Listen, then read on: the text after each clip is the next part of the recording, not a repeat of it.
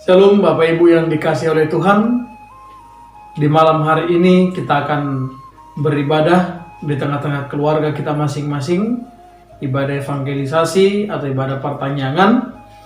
Sebelum kita mendengarkan firman Tuhan, kita berdoa. Kasih karunia dan damai sejahtera dari Allah Bapa kita dan dari anaknya Tuhan Yesus Kristus dan persekutuan dengan Roh Kudus memberkati saudara-saudara sekalian. Amin. Bapak Ibu Saudaraku yang dikasihi oleh Tuhan, firman Tuhan bagi kita di ibadah keluarga. Mari kita baca dari Kisah Para Rasul, pasalnya yang ke-19, ayat 13 sampai 20. Saya baca demikian firman Tuhan. Anak-anak Skewa. Juga beberapa tukang jampi Yahudi yang berjalan keliling di negeri itu mencoba menyebut nama Tuhan Yesus atas mereka yang kerasukan roh jahat dengan berseru, katanya, "Aku menyumpahi kamu demi nama Yesus yang diberitakan oleh Paulus." Mereka yang melakukan hal itu ialah 7 orang anak dari seorang imam kepala Yahudi yang bernama Skewa. Tetapi roh jahat itu menjawab, "Yesus aku kenal, dan Paulus aku ketahui. Tetapi kamu, siapakah kamu?" Dan orang yang dirasuk roh jahat itu menerpa mereka dan menggagahi mereka semua dan mengalahkannya, sehingga mereka lari dari rumah orang itu dengan telanjang dan luka-luka. Hal itu diketahui oleh seluruh penduduk Efesus, baik orang Yahudi maupun orang Yunani. Maka ketakutanlah mereka semua, dan makin masyhurlah nama Tuhan Yesus. Banyak di antara mereka yang telah percaya datang dan mengaku di muka umum bahwa mereka pernah turut melakukan perbuatan-perbuatan seperti itu. Banyak juga di antara mereka yang pernah melakukan sihir, mengumpulkan kitab-kitabnya lalu membakarnya di depan mata semua orang. Nilai kitab-kitab itu ditaksir 50.000 uang perak. Dengan jalan ini makin tersiarlah firman Tuhan dan makin berkuasa. Demikian pembacaan firman Tuhan. Bapak Ibu Saudara yang dikasihi oleh Tuhan, tema daripada ibadah kita di malam hari ini adalah menang atas kuasa kegelapan. Kalau kita melihat sekarang di dunia kita yang sudah modern ini, penuh dengan perkembangan teknologi, penuh dengan perkembangan zaman, perputaran keadaan yang begitu cepat. Akan tetapi praktek-praktek daripada keduniawian, praktek-praktek perdukunan, praktek-praktek hal-hal yang berhubungan dengan mistis, okultisme, masih banyak terjadi. Bahkan masih banyak orang menyerahkan kehidupannya kepada kuasa kegelapan. Masih banyak orang melakukan penyembahan-penyembahan kepada roh-roh selain daripada Roh Kudus, dengan tujuan agar mendapatkan kekayaan, mendapatkan kesuksesan, mendapatkan pekerjaan yang lebih baik, mendapatkan pengakuan dari atasan, dan sebagainya. Semua itu agar apa yang dia inginkan dapat dia capai di dunia ini. Sesungguhnya saudara yang dikasihi oleh Tuhan, ternyata praktek-praktek yang demikian sudah muncul jauh sebelum zaman kita. Zaman Paulus pun ini sudah muncul, tepatnya di sebuah kota yang bernama kota Efesus. Ketika itu marak sekali praktik perdukunan, di mana mereka mempelajari ilmu-ilmu keduniawian, mantra-mantra, ilmu yang didapat dari roh-roh yang bersumber daripada iblis, ilmu yang didapat dengan harus memberikan tumbal-tumbal. Untuk itu saudara yang dikasihi oleh Tuhan, ilmu-ilmu yang mereka dapatkan ini adalah ilmu yang sangat bertentangan dengan firman Tuhan. Karena apa? Karena Firman Tuhan berkata kita harus dan hanya boleh percaya kepada apa yang difirmankan oleh Tuhan. Saudaraku yang dikasihi oleh Tuhan, firman ini mengajarkan kepada kita bahwa ada seorang imam orang Yahudi yang tinggal di Efesus ketika itu bernama Skewa. Dia memiliki 7 orang anak, dan ke-7 orang anak ini hidup dengan menggantungkan nasib mereka menjadi tukang jampi, menjadi dukun, dan mereka belajar ilmu-ilmu seperti yang saya katakan tadi. Nah, saudara yang dikasihi oleh Tuhan, ke-7 anak Skewa ini berkeliling kota mencari orang yang membutuhkan bantuan, mencari orang yang mengalami kerasukan, roh-roh jahat. Dan biasanya ketika mereka membacakan mantra, dan mungkin ini pernah kita saksikan di televisi atau mungkin kita saksikan langsung di kampung kita, praktek-praktek yang demikian. Nah, mereka akan mengusir roh-roh jahat dengan ilmu duniawi mereka juga. Nah, saudara yang dikasihi oleh Tuhan, ketika Paulus sudah tiba di kota Efesus, maka Paulus mengadakan berbagai mujizat di dalam nama Yesus Kristus. Paulus mengadakan penyembuhan. Paulus mengadakan baptisan dalam nama Bapa, Yesus Kristus dan Roh Kudus. Bahkan Paulus dapat mengusir setan-setan dari tubuh orang yang kerasukan. Nah, ketika mereka mendengar, maka ke-7 anak Skewa ini mengambil kesempatan ingin menggunakan nama Yesus untuk melancarkan aksi mereka, untuk memuluskan aksi mereka supaya orang lebih yakin lagi bahwa mereka ini punya kekuatan yang bersumber daripada Yesus juga. Maka ketika mereka bertemu dengan orang yang sedang kerasukan setan, maka ke-7 orang anak Skewa ini, mereka mendatangi orang yang kerasukan dan mereka menghardik roh yang ada di tubuh manusia ini. Mereka mengatakan, "Aku menyumpahi kamu demi nama Yesus yang diberitakan oleh Paulus." Kata menyumpahi, mengutuki. Sementara nama Yesus tidak pernah digunakan oleh Yesus sendiri, oleh para rasul untuk menyumpahi orang.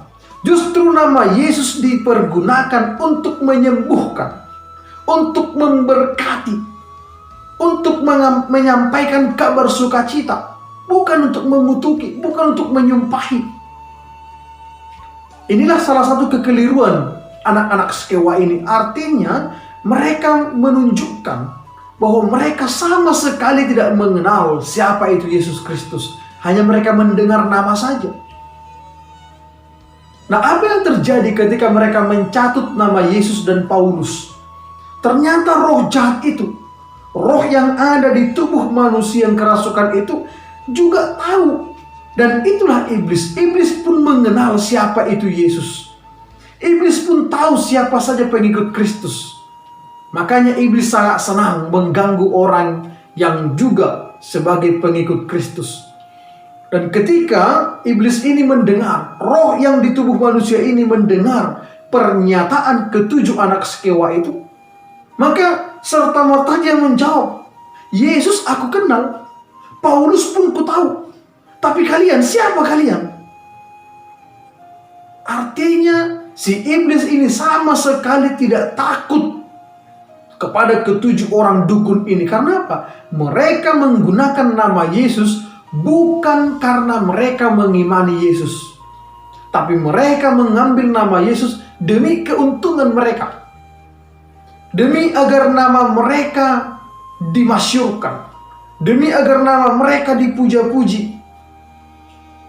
Untuk itu Bapak Ibu Saudara yang dikasihi oleh Tuhan, sekalipun orang menyebut nama Yesus sebagai Tuhannya, jikalau itu hanya di mulut, itu adalah kesia-siaan.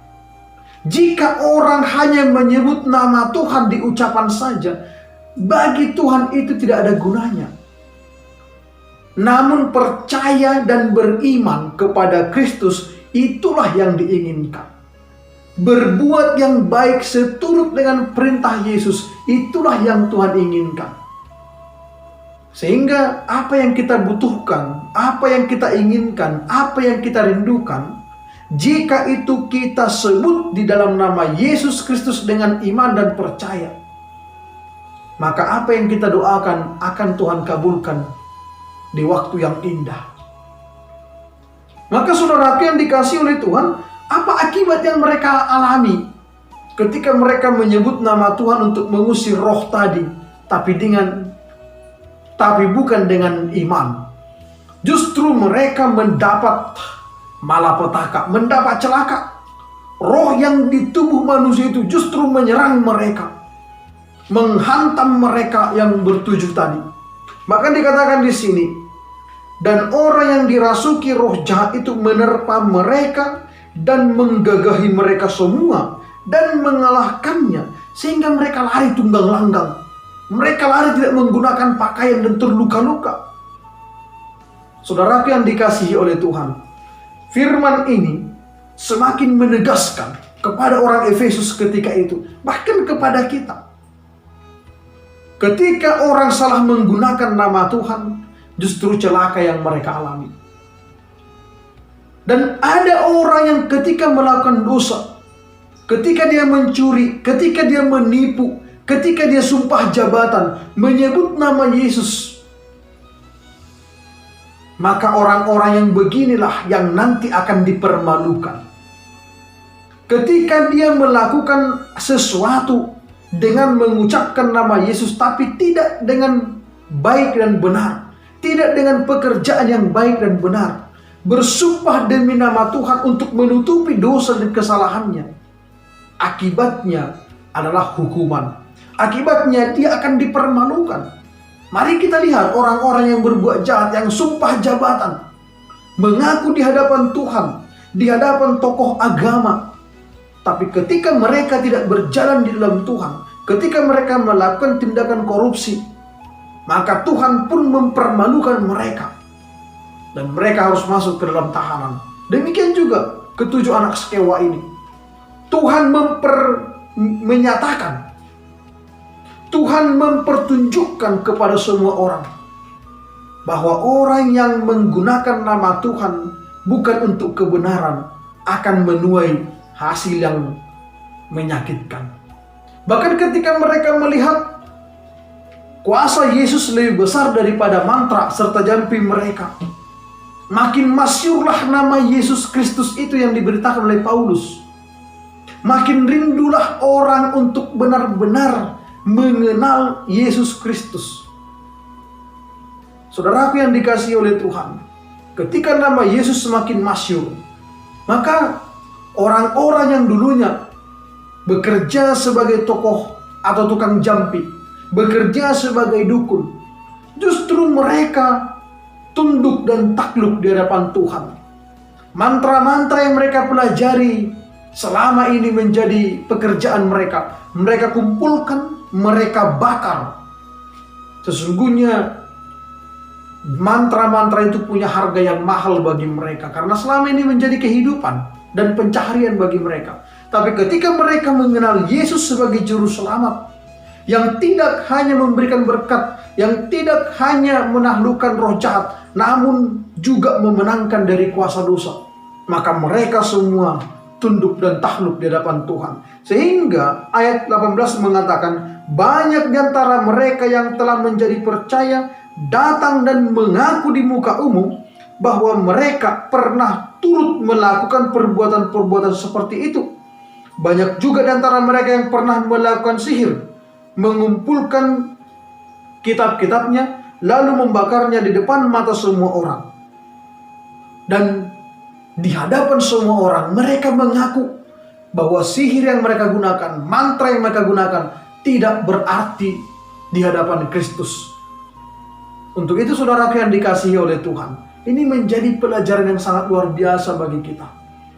Jikalau Anda masih menggunakan kekuatan duniawi, jikalau kita masih mengandalkan kekuatan duniawi untuk hidup, untuk mencari nafkah, maka berhentilah, putuskanlah itu, bakarlah itu, buanglah itu di hadapan Tuhan, agar kita tidak dipermalukan di hadapan banyak orang, agar kita tidak celaka oleh karena dosa kita tersebut. Jangan pernah berselingkuh iman di hadapan Tuhan. Untuk itulah hukum Taurat juga mengatakan, jangan ada bagimu ilah lain di hadapanku. Baik itu yang ada di atas langit, baik itu yang ada di bumi, atau yang ada di dalam tanah, di bawah laut, atau dimanapun. Dan jangan pernah turut untuk menyembahnya. Karena apa? Hanya kepada Yesus Kristuslah, hanya kepada Allah Bapa, kepada Roh Kuduslah segala sesuatunya kita serahkan. Maka yakin dan percayalah Bapak Ibu Saudaraku, apa yang kita inginkan, apa yang kita rindukan, sebagaimana jemaat yang ada di Efesus ini, ketika mereka mendengar begitu dahsyatnya kuasa Kristus, mereka tidak ragu. Sekalipun menjadi dukun itu, tukang jampi itu adalah sumber kehidupan bagi mereka. Bahkan mereka harus menipu banyak orang untuk meyakinkan bahwa ilmu mereka itu baik. Tapi mereka tinggalkan, mereka buang, mereka menggantinya dengan pekerjaan yang berkenan di hadapan Tuhan. Bagaimana dengan kita? Sudahkah kita melakukan apa yang kita imani dalam pekerjaan kita? Apakah kita masih terlalu takut? Jikalau kita bekerja jujur, kita tidak kaya. Jikalau kita bekerja dengan baik, orang akan membenci kita. Jikalau kita bekerja dengan jujur, maka tidak ada keuntungan bagi kita. Jikalau masih demikian pemahaman kita, maka mari kita rubah. Mari kita buang sifat dan pemikiran yang demikian. Kita ganti. Setiap kejujuran, setiap kebaikan, setiap ketulusan dalam bekerja, maka berkat yang akan datang kepada kita. Tidak ada penipuan yang berakhir dengan baik. Tidak ada korupsi yang berakhir dengan baik. Tidak ada perselingkuhan iman berakhir menjadi berkat. Tidak ada. Yang ada malapetaka. Yang ada adalah rasa malu. Yang ada kita akan kehilangan apa yang kita kejar. Tapi ketika bersama dengan Kristus, apa yang kita kejar tidak hanya diberikan oleh Tuhan, namun ditambahkan, dilimpahkan, sehingga kita semakin bersuka cita. Bahkan mungkin bukan kita yang mendapat, namun keturunan kita, anak-anak cucu kita akan diberkati oleh Tuhan. Namun orang yang mengandalkan kekuatan jahat, mari kita lihat. Mari kita saksikan bersama-sama. Bukan hanya dia yang akan mengalami kesusahan, namun keturunannya yang ketiga, yang keempat akan mendapatkan hukuman daripada Tuhan. Karena firman Tuhan mengatakan demikian, aku akan membalaskan kesalahan bapa, dosa seorang bapa kepada anak-anaknya, keturunan ketiga dan keempat. Namun aku akan menunjukkan kasih yang luar biasa kepada beribu-ribu orang yang mau percaya dan tinggal di dalam firman-Ku. Itulah firman Tuhan. Maka jika Tuhan sudah berfirman demikian, jangan pernah ragu, jangan pernah takut. Seperti tema minggu kita, tema ibadah kita, menang atas kuasa kegelapan. Kegelapan manapun yang mencoba merongrong iman kita, kita akan musnahkan, kita akan taklukkan, kita akan kalahkan dengan kuasa nama Yesus Kristus. Untuk itu Bapak Ibu Saudaraku yang dikasihi oleh Tuhan, jangan bimbang, jangan takut, jangan khawatir. Setiap ketulusan, setiap kejujuran dalam bekerja, dalam berkeluarga, dalam beraktivitas, apapun yang kita lakukan, akan selalu mendatangkan buah-buah yang baik dalam kehidupan kita. Berbahagialah yang mendengarkan firman Tuhan, yang lebih berbahagia adalah dia yang menghayati dan menghidupinya. Amin, kita berdoa. Terima kasih Bapa di sorga, kami telah mendengarkan sabda-Mu. Kiranya Tuhan memampukan kami untuk mengalahkan setiap kuasa roh kejahatan yang mencoba merongrong iman kami. Karena bersama dengan Yesuslah kami akan menang. Bersama dengan Kristuslah kami akan diberkati. Dalam nama Yesus Kristus kami telah berdoa dan bersyukur. Amin.